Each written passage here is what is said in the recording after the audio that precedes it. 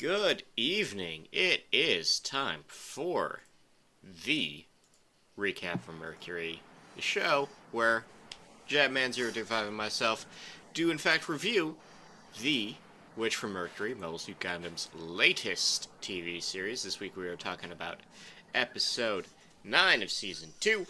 That is What We Can Do Now. How's everything? It's peachy. What can we do now? Looking all around, and I'll stop now. Yeah. And before we get too deep into this, let's talk about our sponsor, RightStuff.com. And this time we are talking about the pre-order for the high-grade 1/144th scale Demi Barding. Because we didn't do it last week, but it's a big, chunky lad. It's the choo-choo. I'm just calling it the choo-choo. It is the choo-choo.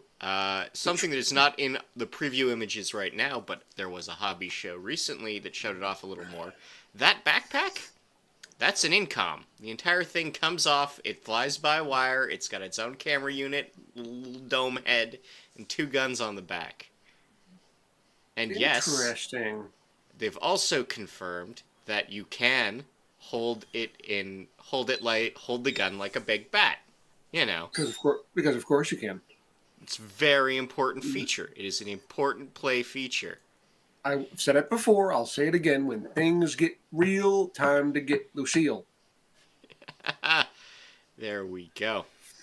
So, this episode is directed by 2 individuals. We have Shoji Ikino, who worked on Gundam Age, Build Fighters Try, Build Divers, Divers Re-Rise, IBO, some secondary production work on Seed Destiny, and of course a couple episodes of Season 1 of this show, and Yohei Shindo, who worked on SD World Heroes, Gintama, Mob Psycho 100, and Season 1 of this show.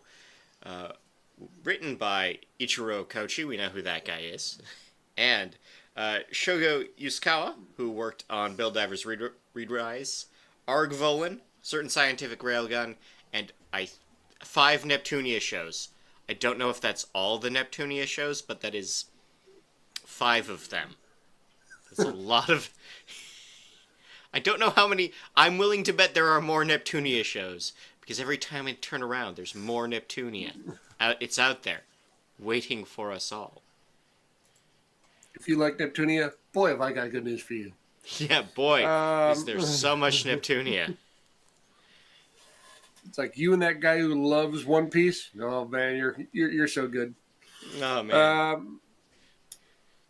So, excuse me. We start off, and the colony looks worse than it did last week, which was pretty bad last week. And this week they basically got the place is just utter garbage. I'm shocked it's still holding together. And everyone's basically living in like FEMA tents, or essentially FEMA cubes in this case. Yeah, they got the prefab emergency housing on the quad, the sports field. I don't know what. Everyone's just living in cubes out front.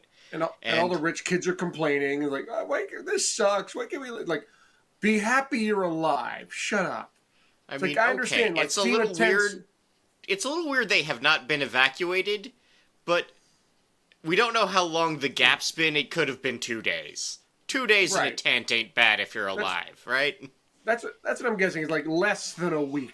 It's like, okay, It's taking a while to get everyone's parents informed, and they gotta figure out a way to get you home and all this nonsense.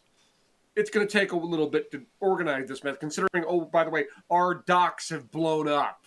Yeah, it's going to take a little bit. Yeah, if they blew up the docks, they're going to have to figure out something else. And I mean, obviously, in a different show, we'd have an indication of how long had really passed, because, you know, Till would have a mustache or something, right? Yeah, something like that. Either way, Suletta is helping out, basically delivering stuff. She's got blankets. Towels. Blankets. It's the Queen Diana moment, really. She's like right. That's what jumped out at me first. I don't know why. Maybe it's just Turn A never leaves my brain. It's just nope. This is Queen Diana running around the camps with the blankets. Soletta's gonna steal a Gundam and use it to do laundry. Well, she might steal the Gundam anyway.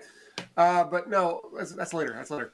But no, seriously, she's just hanging around. I immediately tripped to the hey, Suletta she values herself as long as she feels important and is helping other people. Okay. I don't get to help anyone really close to me, but I get to help a lot of people. Guess what? I'm good. Well, this is like a much less toxic version of that, though. Like, she's not really... Yeah.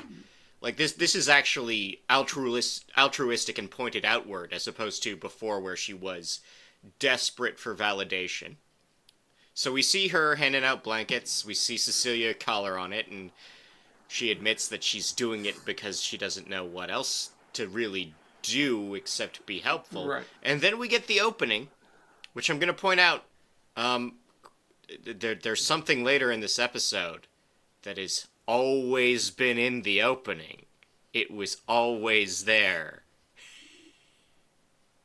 Oh, I don't know what you're talking about. I'm very curious now. What did I miss? That you can see Quiet Zero in the opening. You can see the Quiet Zero in the opening. Really? I have to go back and rewatch the opening. They do. Okay, it is the A New Hope shot. It is the camera pulling under it, but you see that big line of red. That's no moon. Wait, we'll get to it.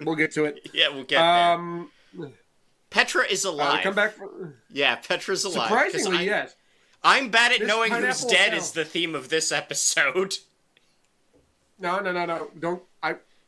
Wait for it. Yeah. I've been holding on to this for a week. But, no, Petra is alive. She's not in good shape. Oh, no.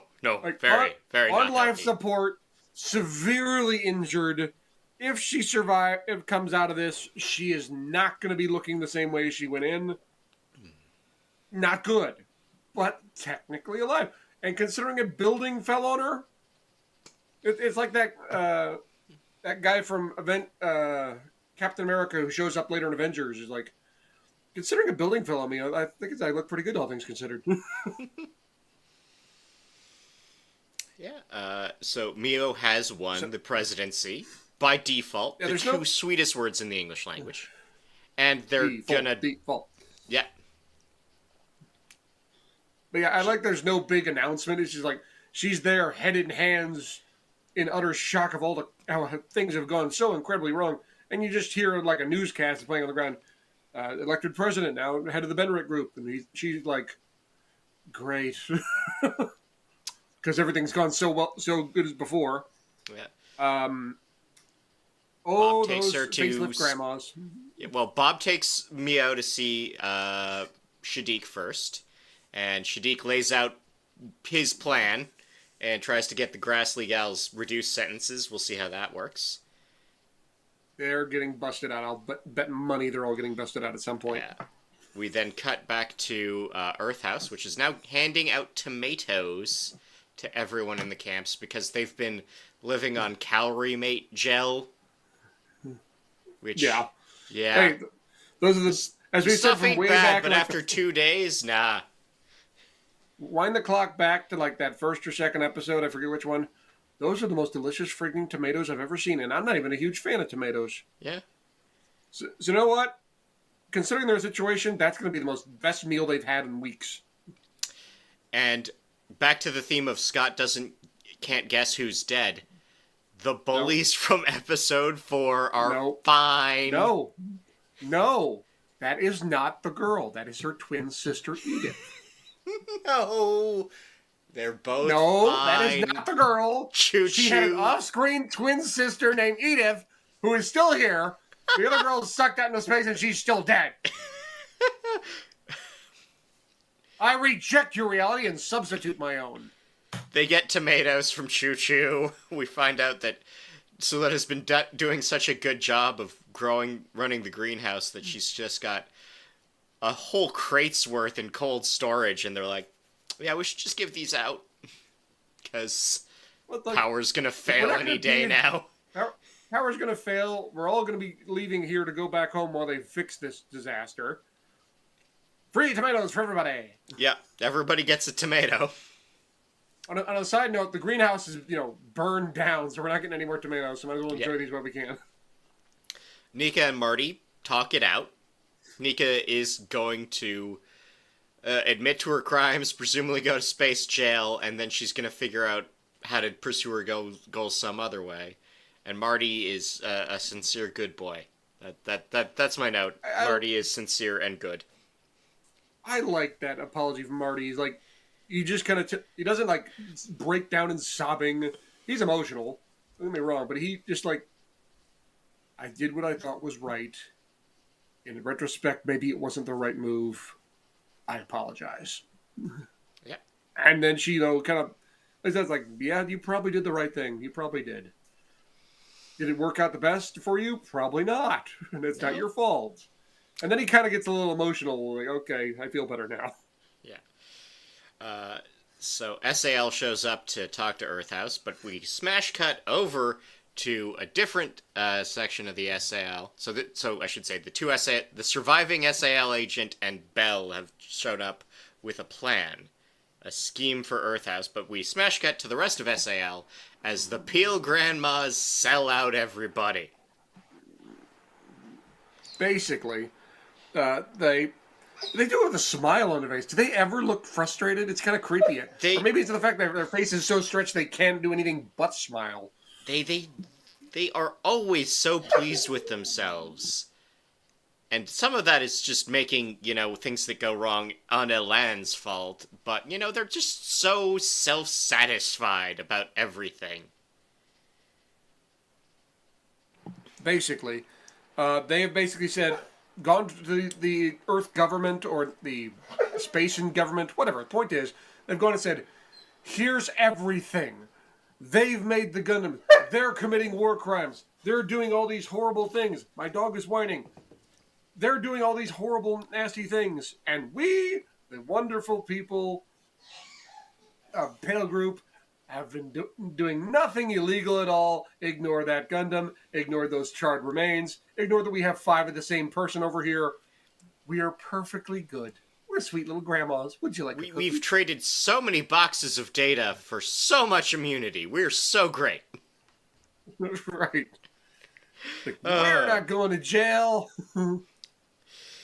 So the SAL has reacted to, the terrorism and all of the crimes of the Benneret group and said, well, we are going to dissolve this company with a fleet.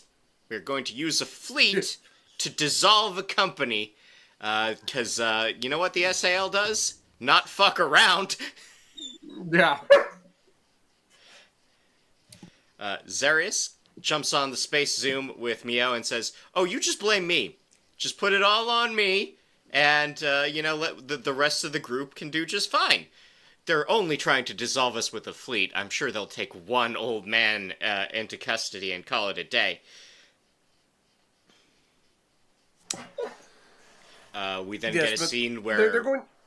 Yeah, well, go. They're going the very direct route. It's like, okay, we don't think Benneret's going to just break up on their own, so we're going to send in the military force. This is kind of like if, to a more modern perspective, Biden said, you know what? Google, you're a monopoly. You're taking over everything. We're going to send in the U.S. military to break you up. Yeah, like the National Guard is going to bust... The National Guard is kicking in an Amazon warehouse. Free 2 days shipping my ass. Boom. Your cloud computing your cloud computing solutions represent too great a share of the internet. That's why we've set the National Guard. Wait, I got a better one. They kick in the front door to Meta. Zuckerberg sitting at the desk and he goes, accept my friend request, bitch. Boom. That's a lot. So, Professor Bell and Suletta have a big old exposition thing. Some of it's a recap of things that, some characters knew, we the audience know, but not all characters knew. So we get Bell explaining a bit of the past of the Venatus and a bit of how the Ares' permit system works and what Quiet Zero does.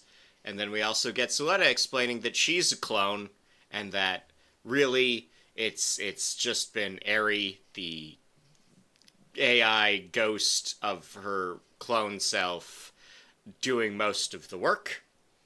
And our buddy from the SL is like, yep, they're going to activate Quiet Zero. It's going to be really bad for everyone.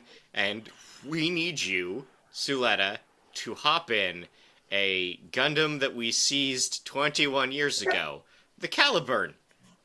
Or Caliban. The subtitles say Calibarn, which is maybe also... They're trying to double up on Shakespeare and Arthurian myth, maybe. But the important thing to know about it is it doesn't have any safeties. Literally nothing. This thing is just a brain microwave. He doesn't... Yeah, that's the terrifying thing. He doesn't call it the Caliban. What's-her-face, the former witch, does. Yeah. He says, we had a Gundam we confiscated during the Venetians 21 years ago. We've nicknamed it the Monster. Yeah.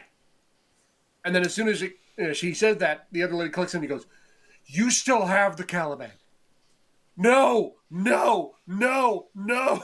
That has no data storm filters.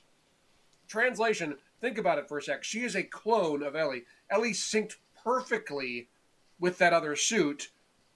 Wouldn't Suletta do the exact same thing at their clone? No data storm filters. They're going to sync perfectly, aren't they? Or maybe it just turns you into goo. Or that. Or that. Either way, things will be very bad. Things will be bad. And Belle has a freak out and says they can't use it. Nika cusses her out because she's microwaved children. Suletta then agrees to a sacrifice play. She agrees that, this is probably the only way to get close. She wants to talk it out with Eri, wants to talk it out with her mom, and wants to be able to try to solve this.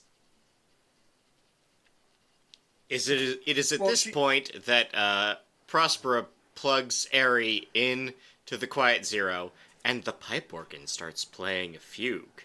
And then the fleet shows up, and the children's choir starts chanting. And then all of the Gundbits launch, and the ululating lady from the Battlestar Galactica soundtrack starts ululating. This is a very good piece, but I'm pointing out that everything about this is very sinister. And we see the Quiet Zero is a giant space coffin with permit neon kits in skull shapes. And so all of the bits wreck the fleet, and then they expand a big old data storm dome to take over it, to wreck the fleet again. And then this news gets to people. This news gets back to Earthhouse. I don't know who sent it, but everybody dead. Right. It's a very common theme of Gundam moves. Where the hell have you been hiding that the whole time? Lagrange Point 2. Series, all the crazy stuff in Seed, the solar system back in UC, all this crazy over the top nonsense. You realize how long it takes to set that up? And nobody's noticed it's there? I mean, this is like Death Star stuff. That's no moon. Yeah. It's very big. It's a battle station. And, essentially the aerial hooks up to it, acts as a big friggin' amp to her grid technology. Sends out a massive grid, encapsulates the entire fleet, takes over it, and destroys it fairly easily with the gun bits, Volvos. Hello, Charlie. I did just double check. Lagrange Point 2 is the one on the dark side of the moon. Yes, well. Either way, pretty big. Can I help you? Yes. If anyone would like to pay attention to the dog now, please take a minute to enjoy the dog on the video. Anyway. Yes. Completely taken over, wrecks everyone's stuff. It's okay, there's only one thing now that can take her out. Another Gundam, because the grid system doesn't work on another Gundam. We've seen that it doesn't have any effect whatsoever on the or what's the one that Elon was piloting? I can't forget. Yeah, it couldn't tag the Pharact, and it couldn't, like, the interactions between the other Elfriths were weird, right? Right. They were not like other machines. Right, so it can't take over another Gundam. Plus, you've got one with no data storm filters. Oh my god. No safeties, so it's going to be all or nothing, and I'm pretty sure everyone's brains are going to fuse together. So Earthhouse, now seeing this news, Earthhouse agrees to help. Not because it's a good idea, but because they are good friends. Right. I mean, I appreciate that we'll help out. What the hell are you going to do? These military guys, hardened soldiers ready for combat, got their asses kicked. And nobody was even piloting the Gundams. Those were all drones, controlled by one singular source, which is a little girl trapped inside a Gundam. Powered by a forsaken child? Right. I mean, there's one guy, as he's about to blow up, he goes, "Damn witches." I'm like, now the name starts to make a little more sense, doesn't it? Yeah. They're like almost dealing in black magic kind of stuff. Also, Elan will go. Yeah, was that Elan Zero? I think it was. I do think it was. I got a little confused on which one that was. I mean, we are meant to believe as an audience, and certainly the other characters are led to believe, that this is Elan 5, who snuck back in because he knew he couldn't get away in just a Gundam on his own.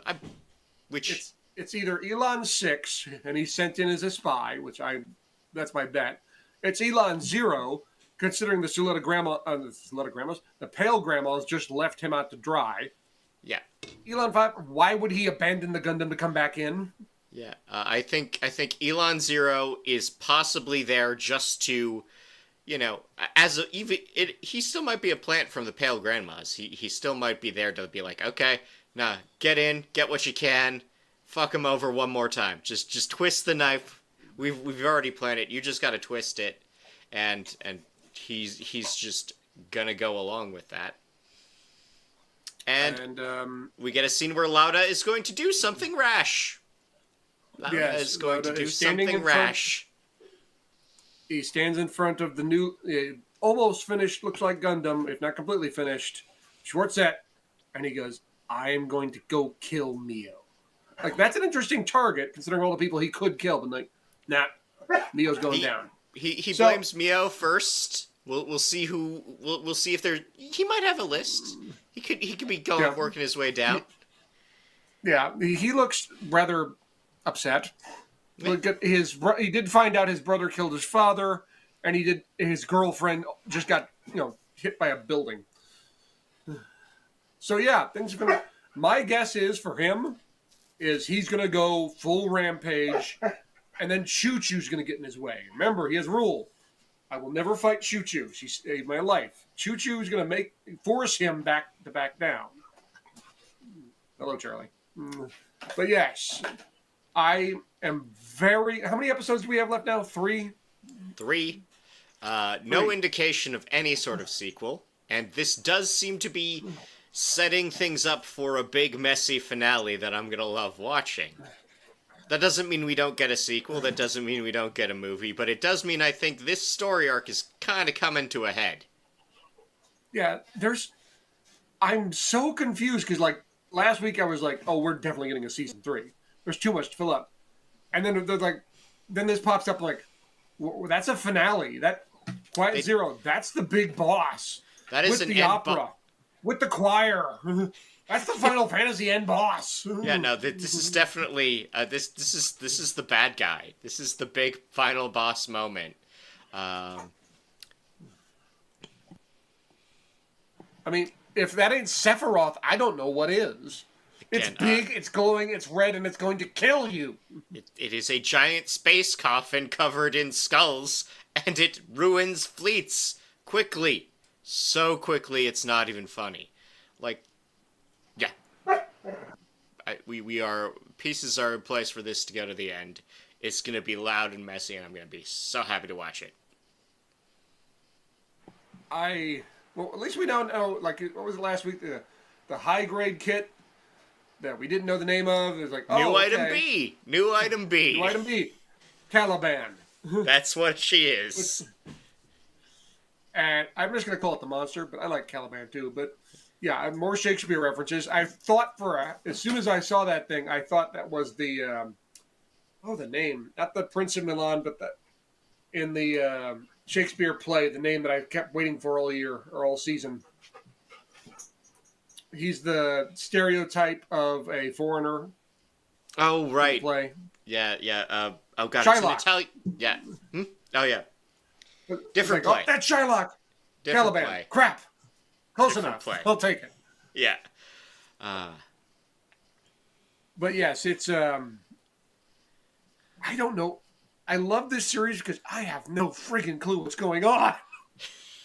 It's like I would have put money. Last week you said, Jeff, you got to put $100 down there on being in season 3. I'm like, done. Here you go. There's no way they're finishing this up in 4 episodes. And episode's like, okay, we just put up the big bad. Sephiroth just stepped on the field and he pulled out the sword. I'm like, yeah.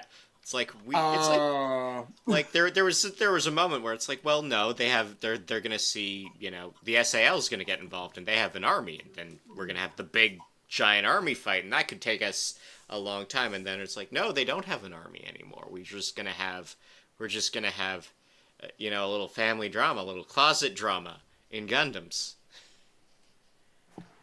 Okay, I will ask for one prediction from you, Scott. Delling wakes up when? Ooh, Delling, I think. Because he has to wake up in the next 3 episodes. It's like anime rule. Yeah, no, he absolutely has to wake up.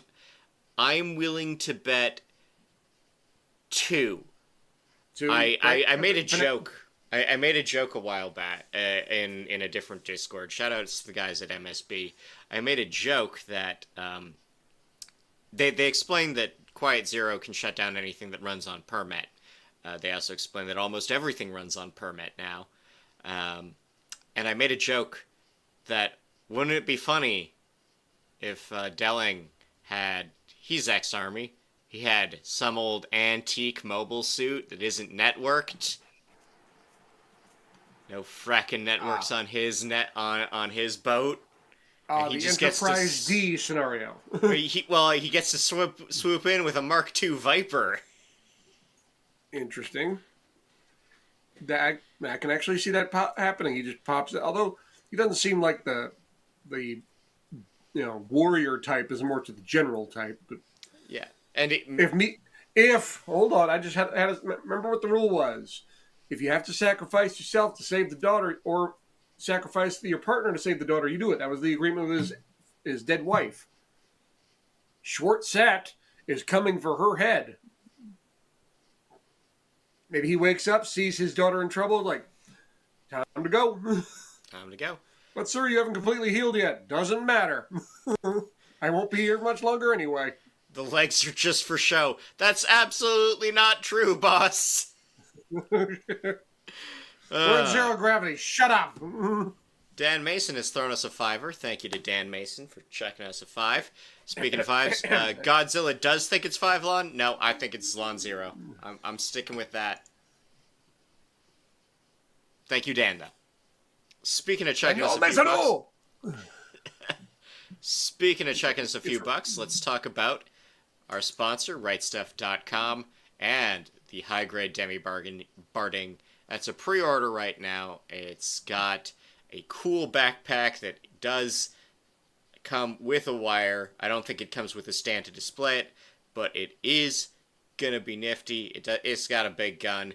That is the link in the description, so they know we sent you.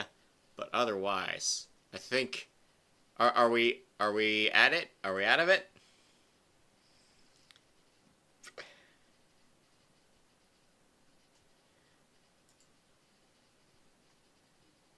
And I'm back. Sorry.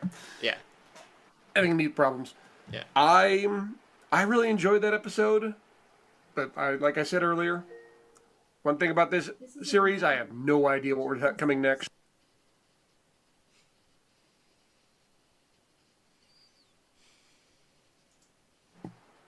I have no idea what's coming next. All my predictions in this series have gone to pot. I still can't believe they're going to wrap it up with just this few episodes left. But they sure seem to be pointing that way, so...